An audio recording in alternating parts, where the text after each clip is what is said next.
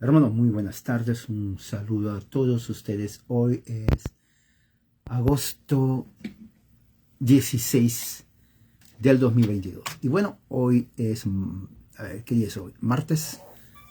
Perdí, a ver, ¿qué día es hoy? Sí, es martes exactamente, por lo que veo. Martes 16 de agosto del 2022.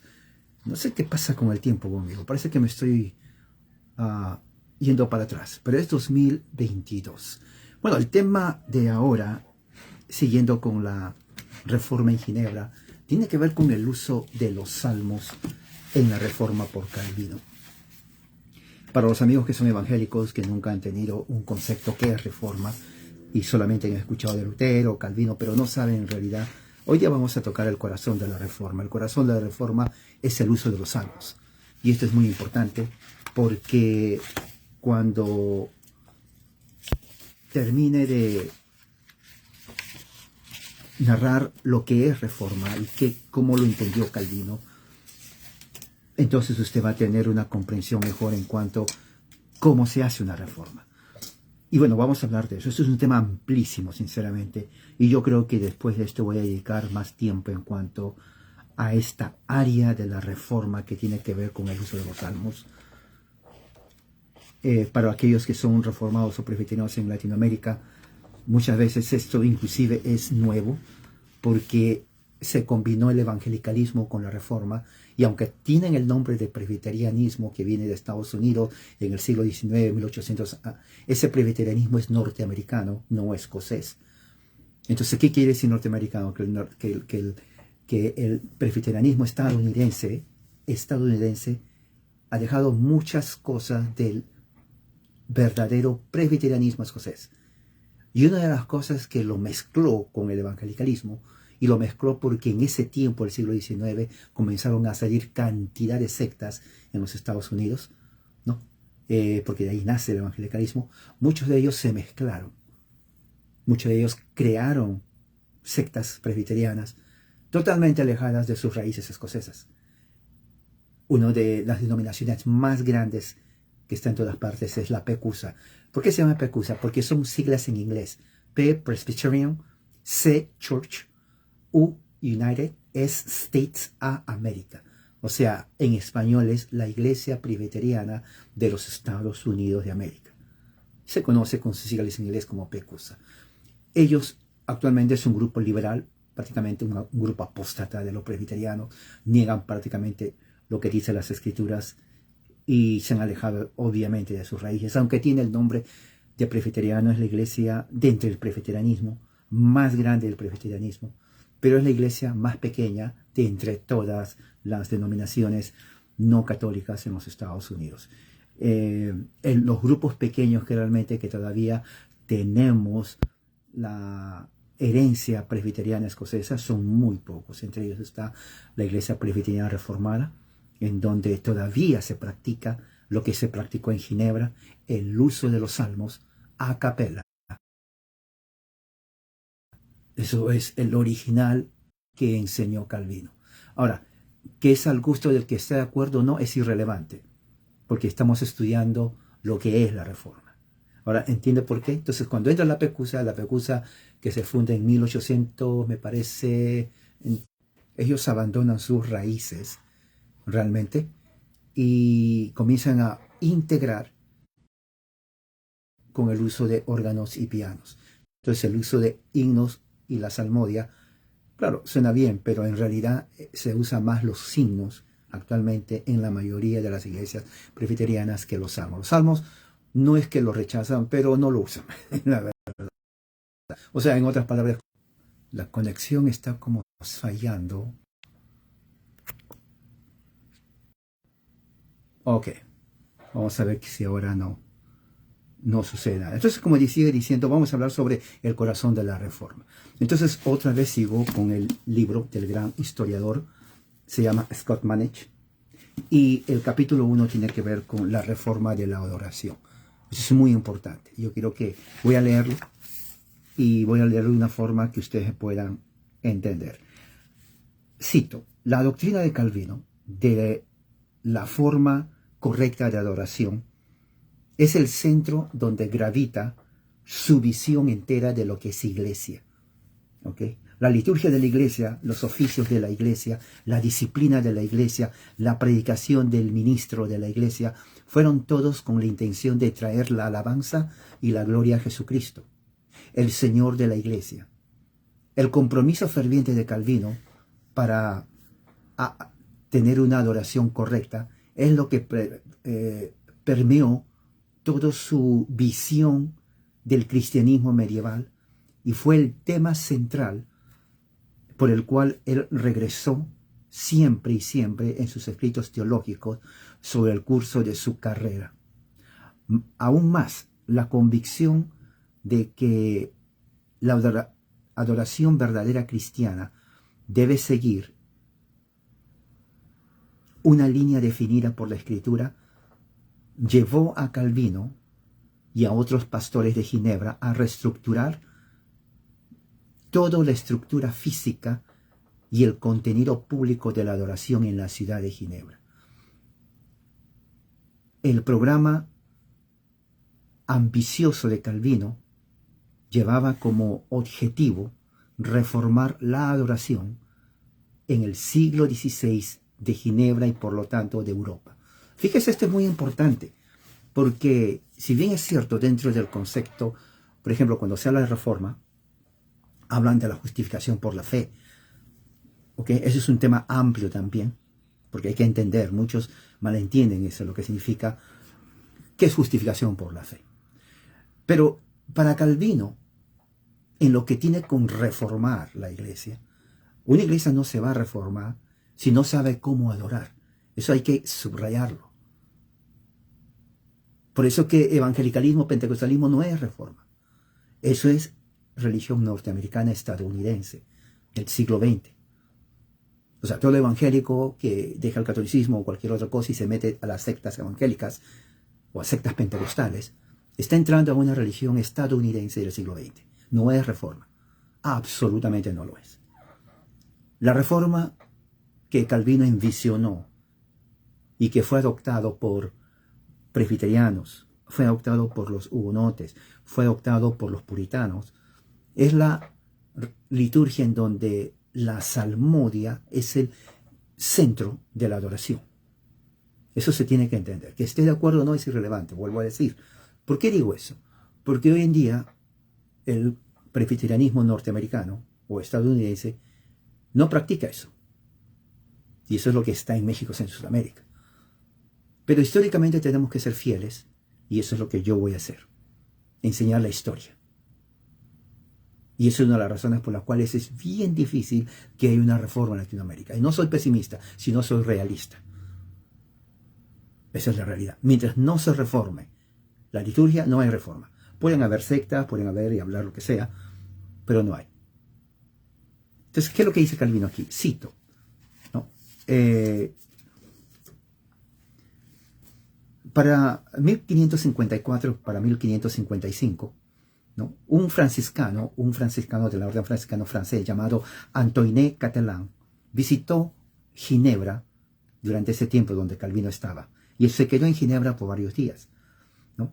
Él estaba recorriendo la ciudad, ¿no? Y hablando a toda la gente de ahí, asistía a los servicios de predicación de las iglesias protestantes en Ginebra, porque ya Ginebra era reformada.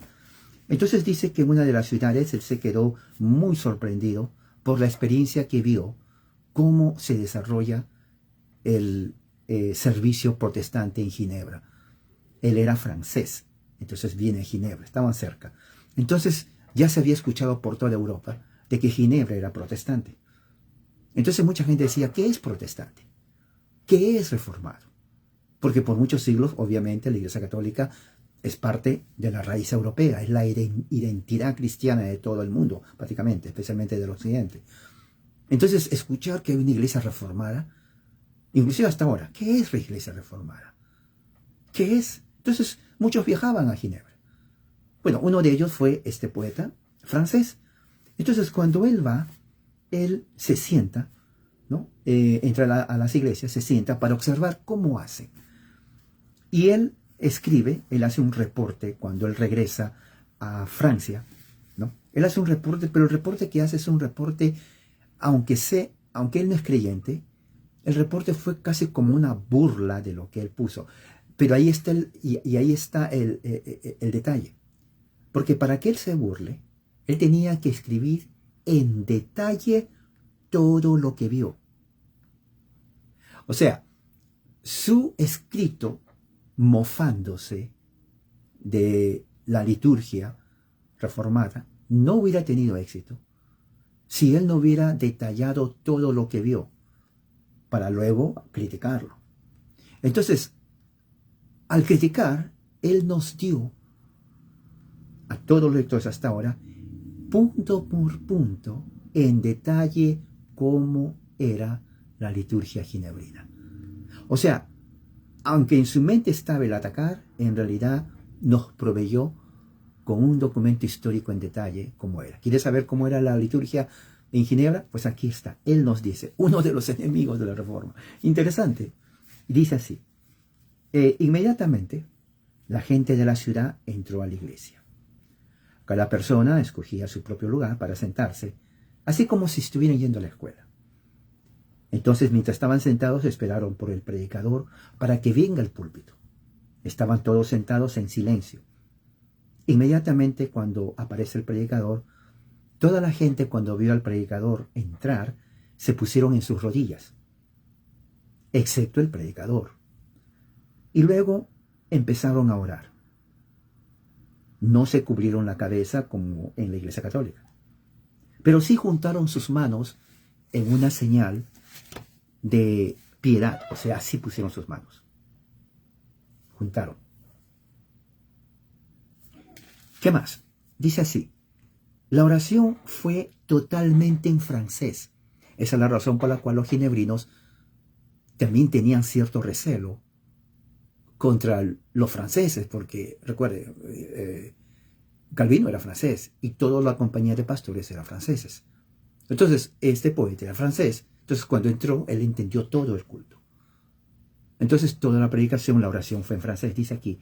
Entonces, esa oración no era leída, dice ahí, sino que era producto de su propia imaginación. Él dice así: el cual concluía con la oración de Jesucristo, o la oración del Señor con el Padre Nuestro.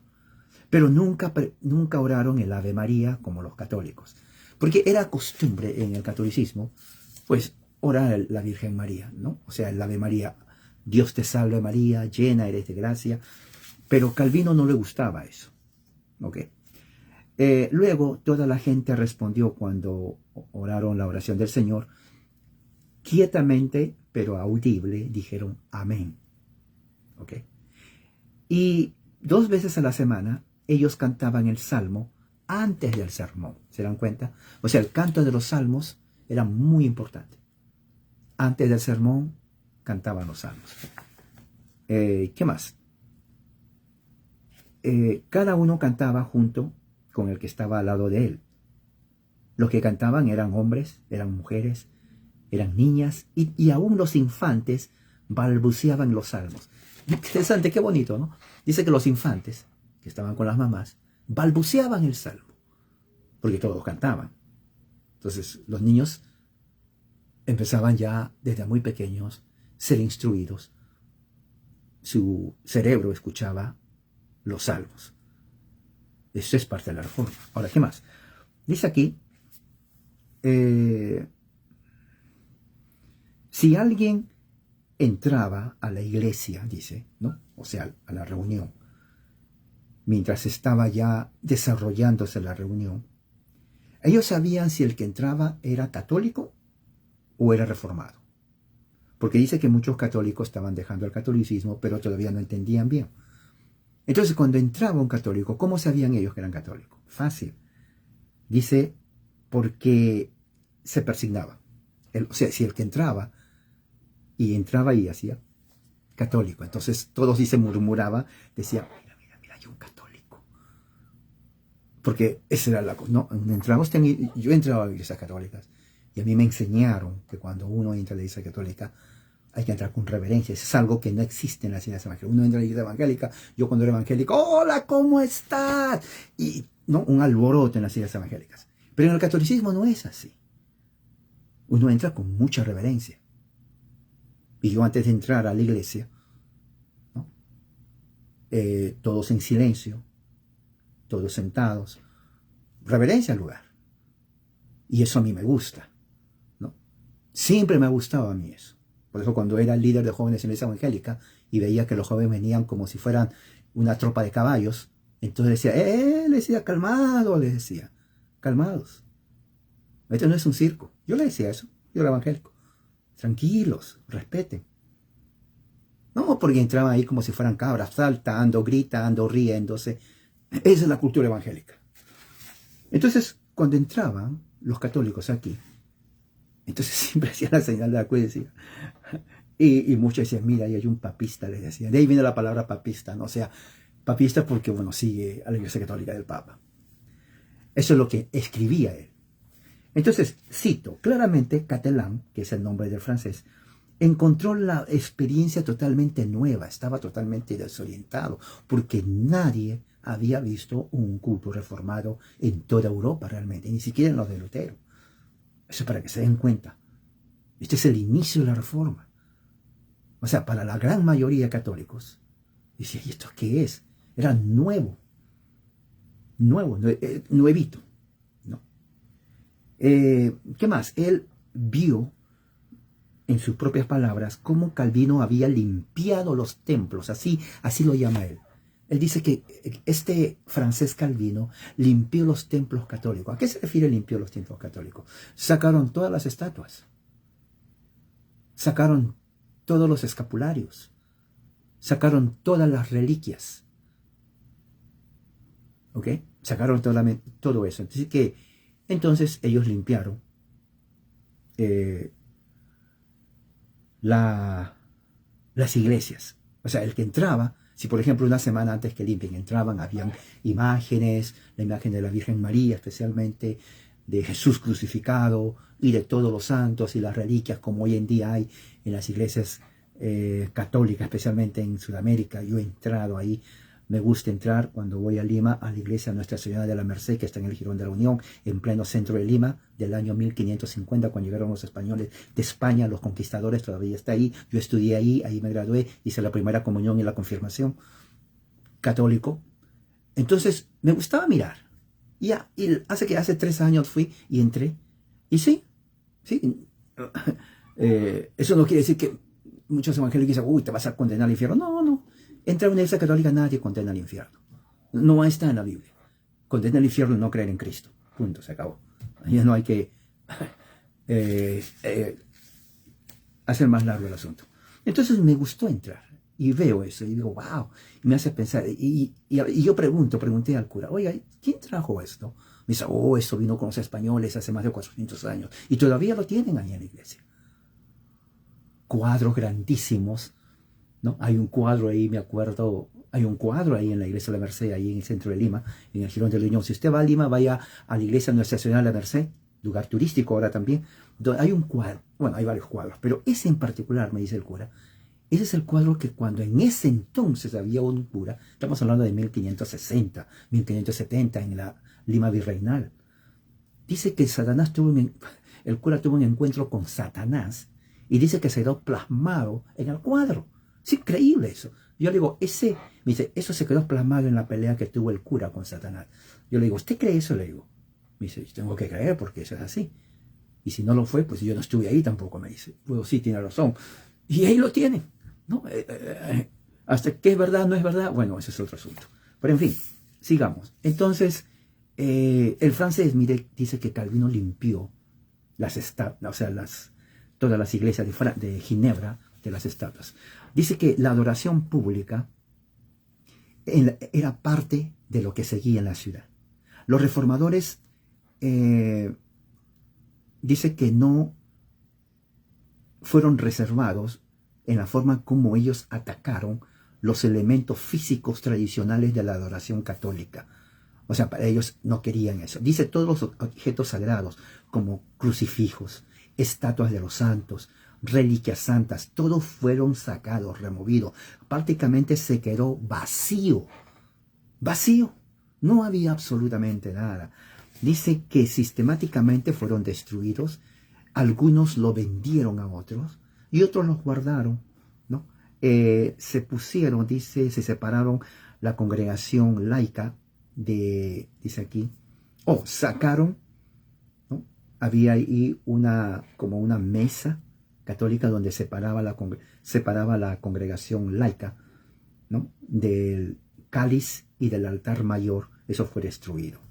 Los reformadores de Ginebra también removieron los altares donde los sacerdotes hacían la misa y el tabernáculo donde guardaban la hostia que era consagrada.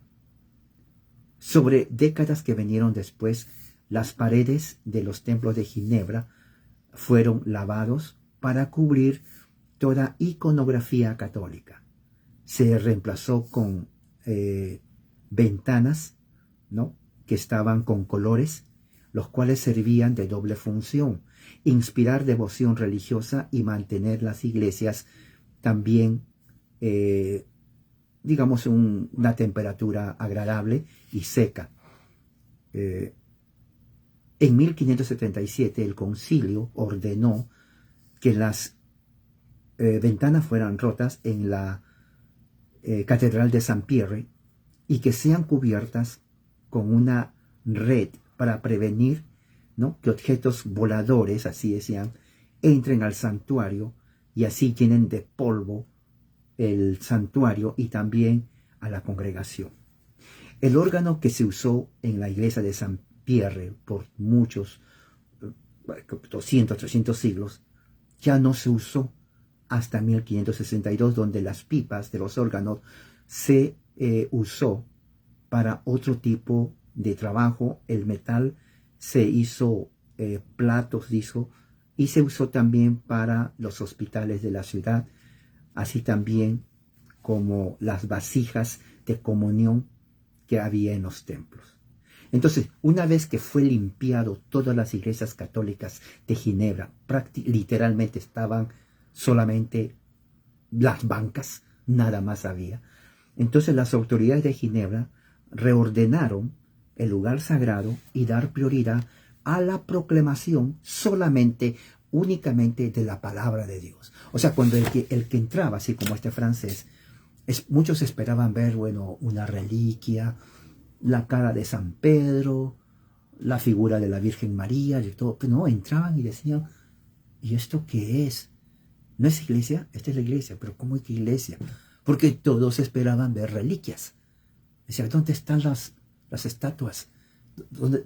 No veo. Es que esta no es iglesia católica. Era iglesia católica, ¿no? Era iglesia católica. ¿Y ahora qué es? Ahora es, bueno, iglesia reformada. Y no tienen estatuas. No, aquí no hay estatua. Aquí no creen eso. Lo destruyeron todo. ¿Y cómo es el servicio? Ahí dice, solamente por la palabra de Dios. Aquí se predica la palabra de Dios. ¿Y qué más? Dice aquí, en cada uno de los templos había un púlpito de madera para el uso del predicador, ¿no?, que estaba al frente del santuario.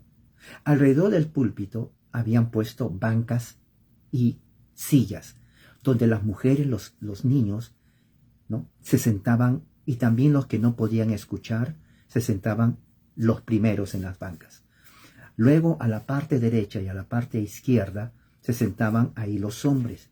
Y en el templo de San Pierre, o la catedral, los senadores, los síndicos, los oficiales del concilio de los 20, de los 200, y también dignatarios que visitaban a Ginebra y que nunca habían visto una reunión reformada, entraban y se sentaban en lugares específicamente para ellos, en bancas de madera, ¿no?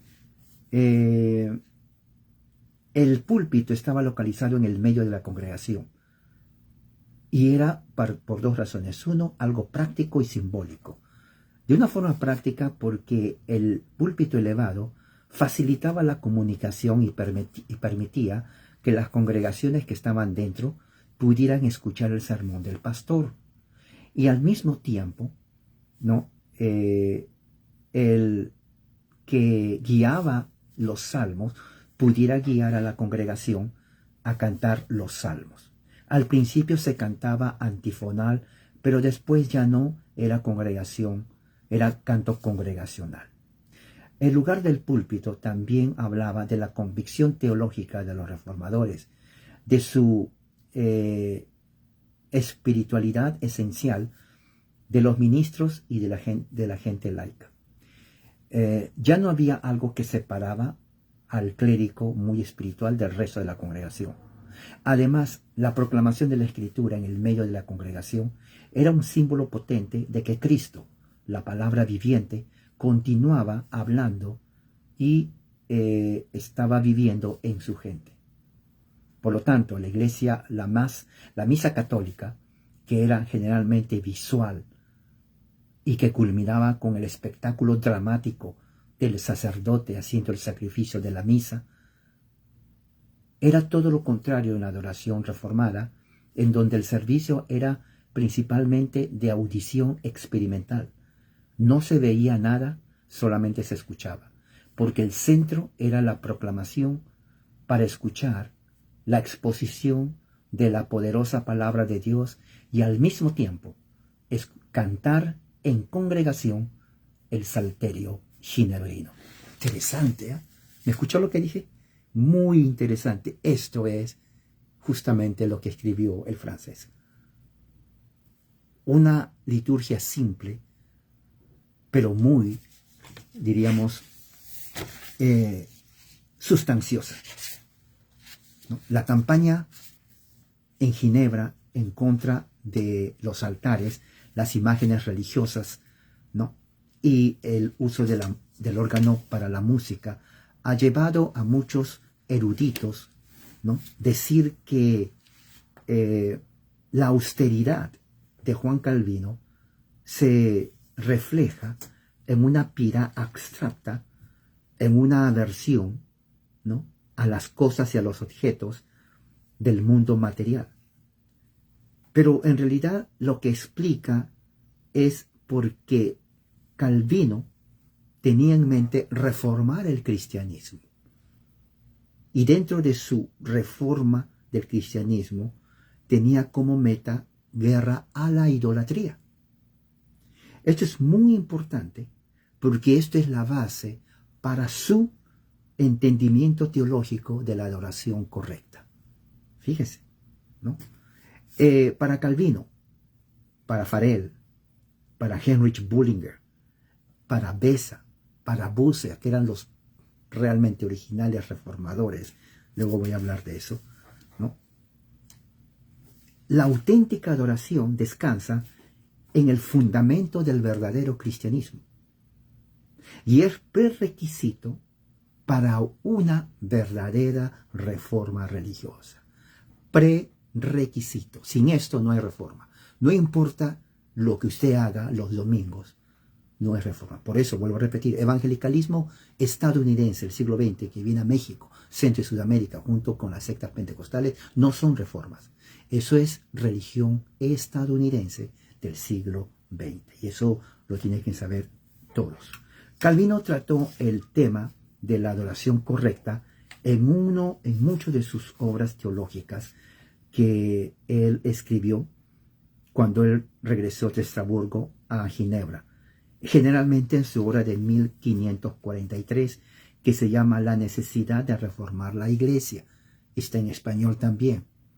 Yo lo leo en inglés y a veces en español no ponen todo. Yo creo que voy a tener que traducirlo. 1543 escribe La necesidad de reformar la iglesia. También en su tratado en contra de las reliquias católicas, 1543. Y también en muchos de sus comentarios bíblicos, especialmente en el comentario de Juan, que escribió en 1553. Basado en las palabras de Jesús 4:24, Dios es espíritu, y los que le adoran deben adorarle en espíritu y verdad. Calvino identificó dos cualidades importantes de la auténtica adoración cristiana. Primeramente es espiritual, y luego también depende sobre la palabra divina, las Escrituras. La adoración espiritual en que se origina en el ministerio del Espíritu Santo, quien inicia fe en el hombre cristiano y en la mujer, y luego estimula su fe a la oración y a la alabanza, a la pureza de conciencia, al autonegación y a la sumisión a Dios. Para Calvino, la fuente de la adoración es el Espíritu Santo, y también la parte donde el tema central es la adoración. De la adoración es la fe interna del corazón, y el propósito de la adoración es traer la gloria a Dios solamente. De ahí viene la palabra, cuando dice glory to God alone, solo la gloria a Dios, de ahí nace la palabra en latín soli deo gloria. Fíjese, ¿no? Muchos dicen soli deo gloria. ¿De dónde viene? Pues Calvino lo puso, glory to God alone, o sea, a Dios sea la gloria solamente, soli deo gloria. Y dice, su fundación, por lo tanto, correcta y legítima adoración. Esto es lo que dice aquí. Es el reconocimiento de Dios como Él es, como la única fuente de virtud, la única fuente de justicia, santidad, sabiduría, verdad, poder, bondad, misericordia, vida y salvación. Y así uno suscribirse y darle a Él la gloria porque es bueno. Buscar todas las cosas en Él solamente y descansar en Él en cada necesidad. De aquí nace la oración, de aquí nace la alabanza, de aquí nace acción de gracias, y todo lo que testifica para la gloria lo atribuimos a Él. Calvino creyó que la verdadera adoración también depende de la palabra de Dios. En la Escritura, Dios no solamente nos revela los aspectos de su carácter, pero también nos da la manera en la cual Él desea que nosotros le adoremos por medio de sus criaturas. La palabra de Dios es el estándar por el cual nosotros discernimos la verdadera adoración, de la cual podemos nosotros saber cuál es falsa y cuál es verdadera. Si la adoración no está establecida en la palabra de Dios, es falsa. Aquí el reformador endosa lo que más tarde llamaríamos el principio regulativo de adoración, es decir, el precepto que todas las ceremonias religiosas y expresiones de piedad que no están explícitamente permitidas en la Escritura se tiene que rechazar. Además, Calvino creía que la palabra de Dios es el instrumento usual por el cual el Santo Espíritu nos da a nosotros la verdadera adoración en el corazón humano. A través del ministerio de la palabra escrita y proclamada, el Espíritu Santo solidifica la fe de su gente, llama a las oraciones y la alabanza, purifica también la conciencia e intensifica la gratitud. En una palabra, el Espíritu Santo a través de las Escrituras nos guía a una adoración espiritual. Calvino resume su teología de adoración de esta forma: Dios solamente debe ser adorado, y debe ser adorado de la forma más correcta, con una certeza de fe, el cual es necesario y nace de la misma palabra de Dios. Por lo tanto, se sigue que todo aquel que olvida la palabra de Dios, entonces cae en su adoración en una idolatría, porque abandonó la misma palabra del Señor. El entendimiento de Calvino de la adoración auténtica viene entonces en conflicto con aquellos que contrastan adoraciones que no están fundamentadas en la palabra de Dios. De otra forma, Calvino lo llamó falsa adoración. Las ceremonias religiosas, por ejemplo, son legítimas expresiones de fe mientras nos guían directo a Cristo. Desafortunadamente, porque por las devastadoras consecuencias del pecado original, los seres humanos, por naturaleza, no deseamos adorar a Dios de la forma como Él quiere, o sea, en espíritu y en verdad. En cambio, Calvino creía que la mente humana es una factoría abierta que causa mucha idolatría y que produce realmente un río de ceremonias externas carnales que no ayudan a adorar a Dios, sino más bien manipulan a Dios su favor a través de una justicia legalística y humanista. Para verlo directo, estos rituales de religión llevan una apariencia de piedad y devoción, pero en su raíz solamente es extravagancia, son formas completas de idolatría. En vez de elevar la mente y el corazón a adorar a Dios en los cielos, las ceremonias externas y los objetos cúlticos intentan traer a Dios a la tierra, pero en una forma domesticada, es decir, en forma humana. Las imágenes religiosas, como las estatuas, imágenes, el cual Calvino entendió, son prohibidas expresamente en el segundo mandamiento del Decálogo. Particularmente, es en contra de una adoración correcta para Dios, y que las criaturas humanas mortales, idólatras, solamente lo utilizan en vez de adorar a Dios en espíritu y en verdad. Es lo que dice él.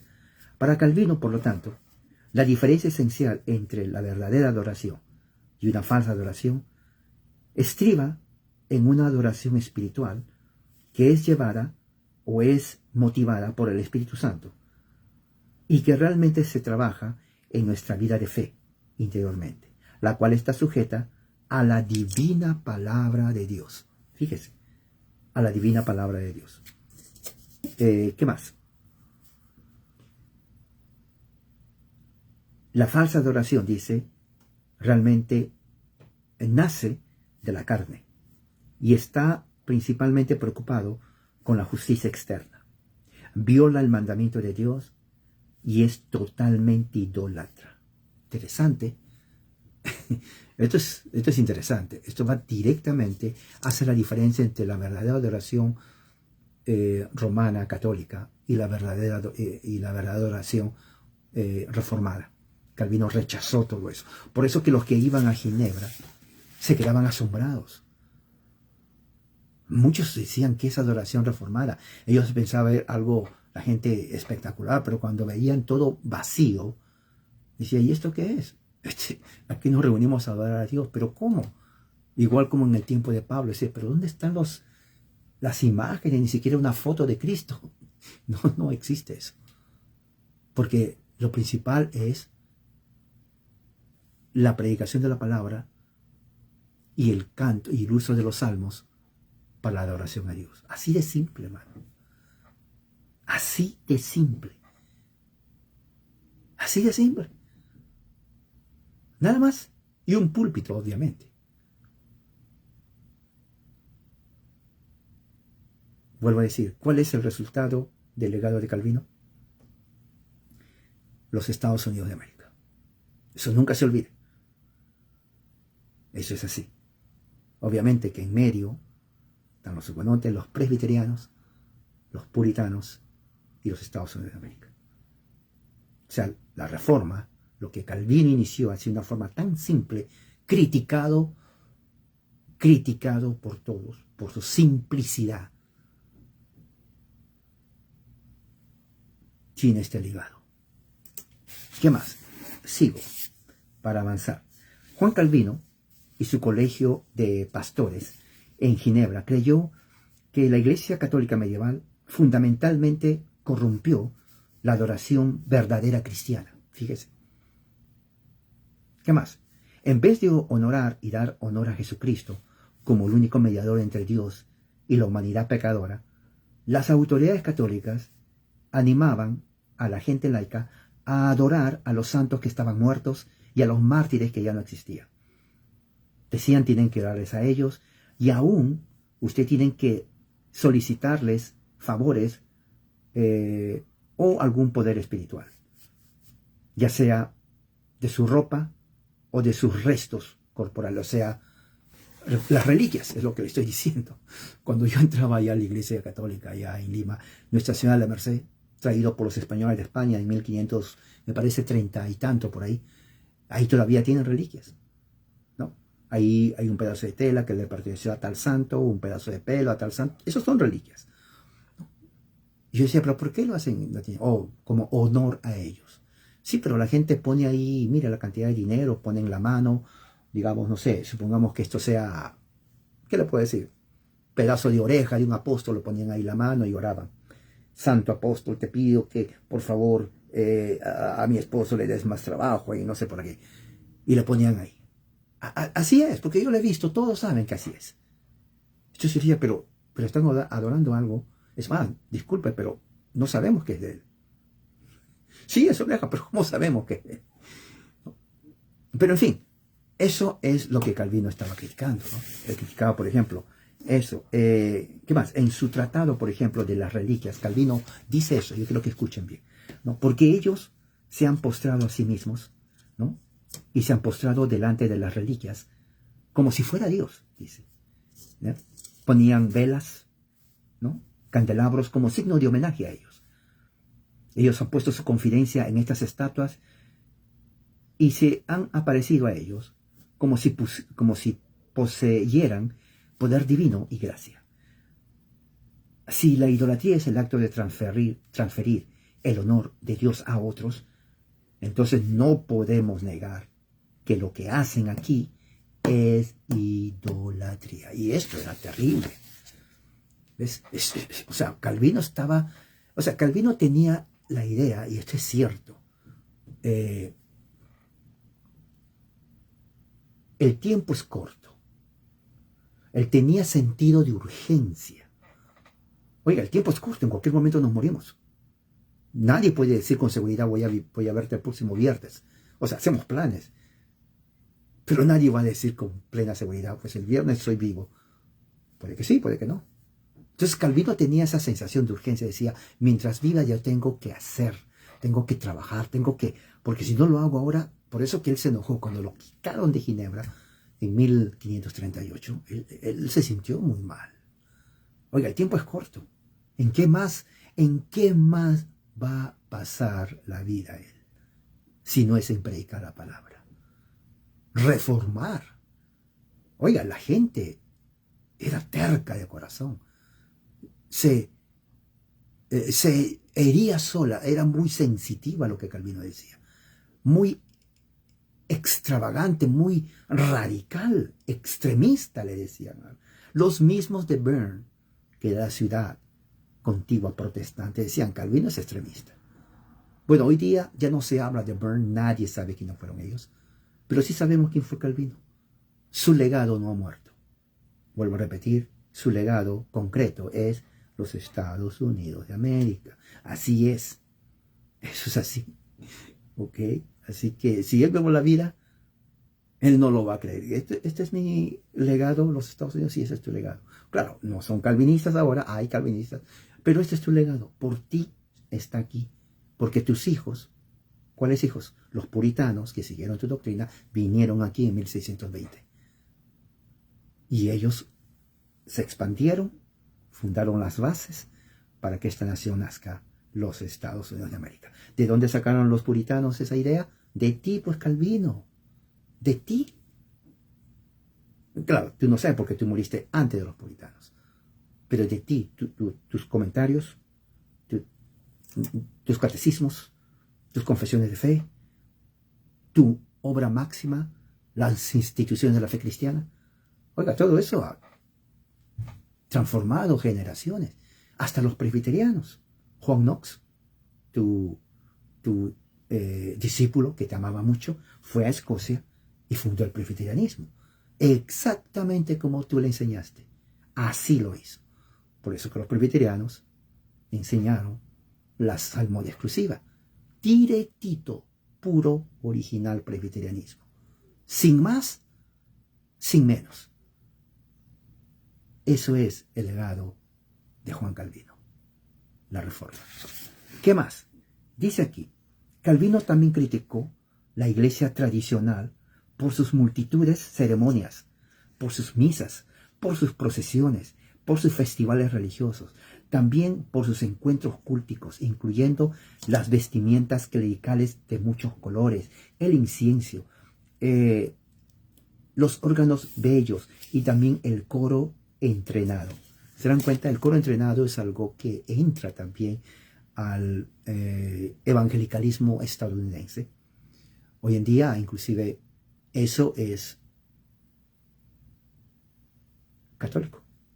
Y eso se ve en todas las iglesias evangélicas y también protestantes, ¿no? Tienen su coro atrás, ¿no? Las iglesias presbiterianas reformadas, que seguimos el ejemplo del original presbiterianismo, no hacemos eso, no tenemos coro. En realidad no hay coro. No, no hay. No hay. Otras iglesias presbiterianas sí lo hacen. O sea, usted entra a la iglesia presbiteriana reformada, no va a encontrar eso. Va a encontrar exactamente como lo era Calvino. Las bancas, el púlpito y nada más. Vamos a cantar, ¿no? Canto congregacional, nada más. No es que, a ver, hermano, véngase con la guitarra eléctrica, las panderetas, guitarra, no, nada de esas cosas. Nada de parafernalia, nada de actividad artística. Pero evangelicalismo tiene eso.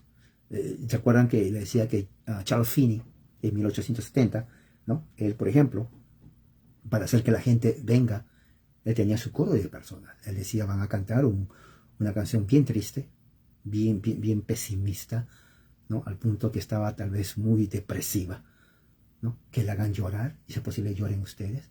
Entonces cuando yo hago el llamado, ustedes empiezan a cantar, porque él entendía, todas estas cosas tocan a la gente no les gusta escuchar ni aprender. Él decía eso, la gente es emocional, a la gente le mueven las emociones, no la doctrina sana. Él decía, de nada me vale predicar doctrina sana, no les importa a ellos, pero si ustedes cantan y se ponen a llorar, a gritar, eso va a atraer a toda la gente. Dicho y hecho, cuando decía voy ahora sí a cantar, a hacer el llamado, ponía aquí a cantar, triste, por favor, depresivo, bien depresivo, y se ponían a cantar, muchas de ellas lloraban. Entonces la gente que estaba ahí, ¿cuántos quieren venir? Los que están llorando y tristes, vengan. Claro, estaban llorando por el coro, y venían todos, se sentaban, llore, confiesa sus pecados, y la gente llorando. Era, diríamos, ¿qué le digo? Una histeria colectiva masiva. Eso no es Espíritu Santo. Eso era simplemente la motivación, una manipulación masiva de las emociones a través del canto. Tenían su coro. ¿De dónde sacó eso, Finney? Eso lo enseña la iglesia presbiteriana. Pues lo sacó justamente de influencia católica dentro de las sectas evangélicas. Y eso pasa en México y en Sudamérica. Así que ya sabe, amigo evangélico, cuando usted entre ahí y dice, no, yo no soy católico, bueno, mientras tenga el coro es católico. Porque de ahí nace eso. ¿Okay? Calvino estaba en contra de eso. ¿Se dan cuenta la diferencia? Así que es decisión de usted. ¿Y qué más? Dice aquí. Las ceremonias católicas, como por ejemplo, como esta, lo que acaba de mencionar, originan en el corazón humano algo, dice él. El corazón humano comienza a imaginar lo que ve. Calvino dice, una vez que ve eso, se queda impreso en la mente y comienza a crear idolatría. Es lo que dice eso. Sin embargo, cuando solamente se escucha la palabra de Dios, ya no crea idolatría, sino crea fe. Interesante, ¿eh? Calvino creía y promovía que la piedad superficial, ¿no?, se caracteriza por actos de devoción externa y obediencia a leyes religiosas.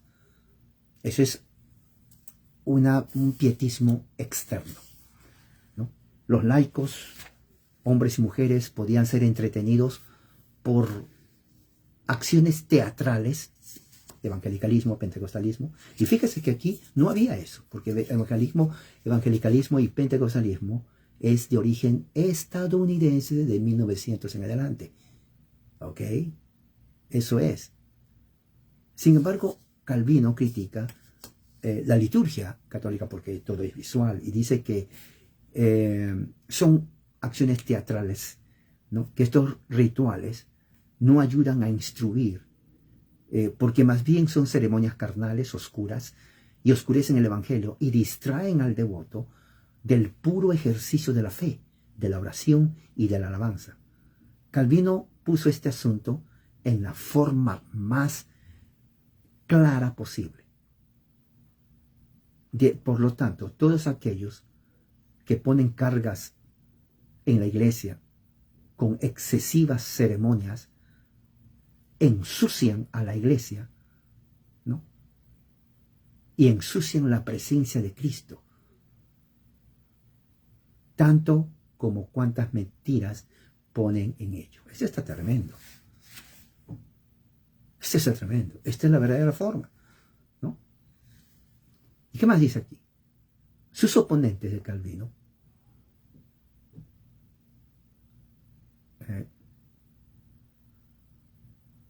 preguntaban, pero no son prácticas católicas como el incienso, el candelabro, las vestimentas, los altares, los ayunos, de acuerdo a lo que se hacía en la adoración judía en el templo que Dios mandó a Moisés en el Antiguo Testamento, y Calvino anticipaba y respondió de esta forma. Las ceremonias levíticas de los judíos tenían un propósito. El propósito era servir como tipos proféticos apuntando a la venida de Cristo. Pero desde la venida de Cristo, Dios ha dado a la iglesia diferentes instrucciones referente a la verdadera adoración. Las formas externas han sido reemplazadas por la adoración espiritual del corazón, y las ceremonias y prácticas, una vez permitidas, ahora no solamente son superficiales, pero son viciosas y absurdas. Para Calvino, por lo tanto, la Iglesia Católica de su día, ¿no?, con toda su pompa externa y sus ritos carnales, continuó agarrando de las sombras del Antiguo Testamento en vez de celebrar la luz del Evangelio en el Nuevo Pacto. A través de las ceremonias y las manifestaciones de idolatría, aún los más devotos entre los católicos, ¿no?, ellos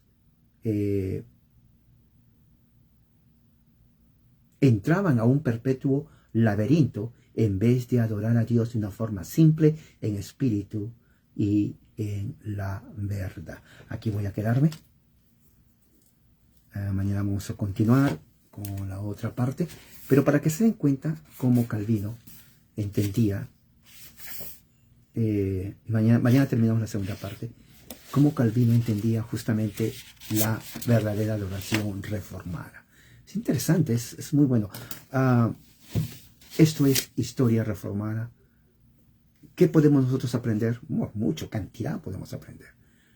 Primeramente, aprender de que el evangelicalismo, pentecostalismo, nace en Estados Unidos en el siglo XX, totalmente alejado de la reforma. No tiene nada que ver con la reforma, absolutamente.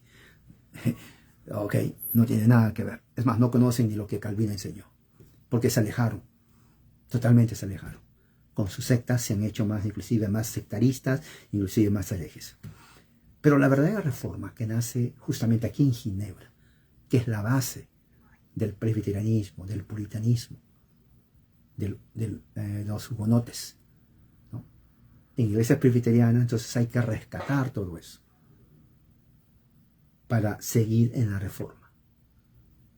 Para aquellas congregaciones que no saben, pero que quieren reformar, bueno, Calvino aquí nos está dando históricamente, inclusive doctrinalmente, porque esto se enseña cuando hablemos sobre la historia del presbiterianismo. Vamos a ver cómo la iglesia presbiteriana adoptó todo lo que Calvino hizo. Prácticamente sí, todo.